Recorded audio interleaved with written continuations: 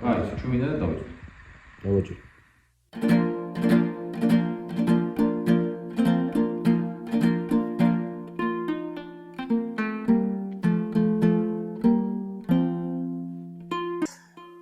დათო ცინცაძე, ანსამბლ შავნაბადა სამხატვრო ხელმძღვანელი, მუსიკოსი.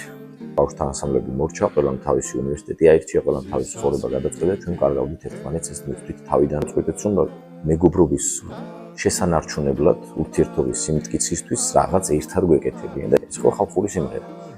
ასე შევრჩით ერთმანეთს. შავნაბადა ჩამოყალიბება, განაპირობა არა ხალხური სიმღერის სიყვარულმა და იმ სიდიადის თავიდანვე გააზრებამ, რაც ამ კულტურას აქვს, არამედ იმან, რომ ჩვენი ბავშვობიდან მოვდივართ. ასე შევრჩა ეს ანსამბლი შავნაბადა, რომელიც ჩვენი ფიქრით და ვარაუდით არის, რომ ჩვენ აღვადგენთ, ვასრულებთ, გადავიტანთ სხვათაობას, ვუზიარებთ იმ კულტურას, რომელიც ყველაზე მეტად არის ეთნიკურობასთან ახლოს. აქ ზიარდება ენა, როგორც კულტურის და სოციალური ერთობის ფენომენი, მუსიკა, როგორც ამ კულტურის გვირგვინი შეიძლება ითქვას, ხალხური მუსიკა, საეკლესიო საგალობლები. ფიქრობ, რომ რაღაც თვალსაზრისით ვავითარებთ კიდეც. თუმცა აქ შეგრძნება, რომ ვატარებთ იმას, რაც ყველაზე ძალიან გვიყვარს, ის რაც გვახარებს და რაც გვასულდგმულებს. იმიტომ ეს არის ჩვენთვის უფრო ცხოვრების სტილი და დღის წესრიგი, ყოველდღიურობის ნაწილი, ფიქრის ნაწილი და არა ის კონკრეტული რაღაც, რომ აი ჩვენ ახლა უნდა სამსახურში წავიდეთ და ეს უნდა გავაკეთოთ და ეს ვალდებულება და გვეზარება და არა და როდის გაგვიხარდა. ყოველდღე გვიხარია ამის კეთება. და მით უფრო პასუხისმგებლობა იზრდება, როცა ამას ბავშვებთან აკეთებ. კი, აი უკვე როცა ასობით ბავშვთა სხვადასხვა ჯგუფთან გიწევს შეხება, როცა სტუდენტებთან გიწევს შეხება, ეს უკვე არის, რომ აი შენ სიხარულს არა მხოლოდ შენი ტევა, არამედ ეძლევა საშუალება შენი სიხარული სხვასაც გაუზიარო და ამით სხვაც გააბედნიერო. გვირგვინია მთელი ამ ცხოვრების და ყოფის და შემოქმედების ჩვენთვის ყოველ შემთხვევაში. საბედნიეროდ მე მხვდა წილად პატივი იმისა, რომ პროექტ რანინაში მე მეღო მონაწილეობა და იყო ხალხური ტურის ავტორი.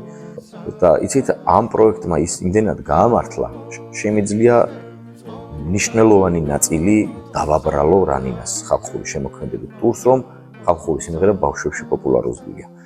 ხალხური შემოქმედება, რომელიც არც თუ ისე პოპულარული იყო გეთანხმებით, უცებ აღმოჩნდა ჰოლივუდის მუსიკის გვერდით, ქართული თანამედროვე მუსიკის გვერდით, პოპ მუსიკის გვერდით და ხალხური სიმღერის გამოჩენა უკვე თავის ფერს, დიდებულებას, მის ნიშნულს იმდენად კარგად წარმოაჩენს, რომ ყველამ მარტივად დაინახა, რომ დიახ, ეს ის განსაკუთრებულია, რასაც უნდა დავეწაფოთ და რომელსაც უკვე საუკუნეები გამოუწია და რომელსაც უკვე მსოფლიო აღუფრთოვანებია, იუნესკოს უღიარებია, კოსმოსში გაგზავნილი და ასე შემდეგ. ასეთი პოპულარული ხალხური სიმღერა ძალიან ცოტა პერიოდში თუ ყოფილა ალბათ.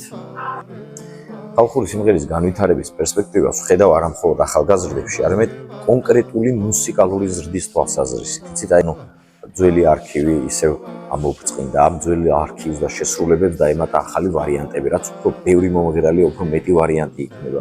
შესაბამისად, დრო ამას უფრო გაფილტრავს და ნენა კიდე და კიდე უფრო დარჩება უკეთესი და უკეთესი. ეს რომ ერთის მხრივ განვითარებამდე თითქოს და ცოტა შორს ვართ, მაგრამ აღდგენად აქტიურად მიმდინარეობს ზოგადად მუშაობა აღდგენის თვალსაზრისით, რომ ხალხური სიმღერის აღდგენა ძალიან კარგ რელსზე დგას, კარგ გზას ადგას.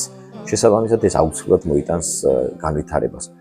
ხალხურ სიმღერას სჭირდება როგორც პოპულარიზაცია, ასევე კარგი შესრულება, ის რომ თაროზე არ შემოიდოს ახალის შექმნა. აგონია, რომ ხალხურ სიმღერას ყავს გამორჩეული მომღერლები და შემსრულებლები და ამას შემდეგი საუკუნეები თუ რამე საქმეს დაიწყებთ, იქნება ეს ხალხური შემოქმედება თუ სხვა რამ, ეს აუცილებლად უნდა აკეთოთ თქვენი ხალისით და სიყვარულისთვის.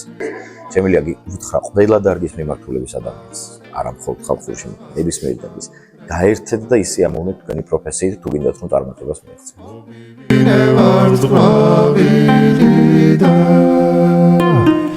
Gungers ich lese Puschgräber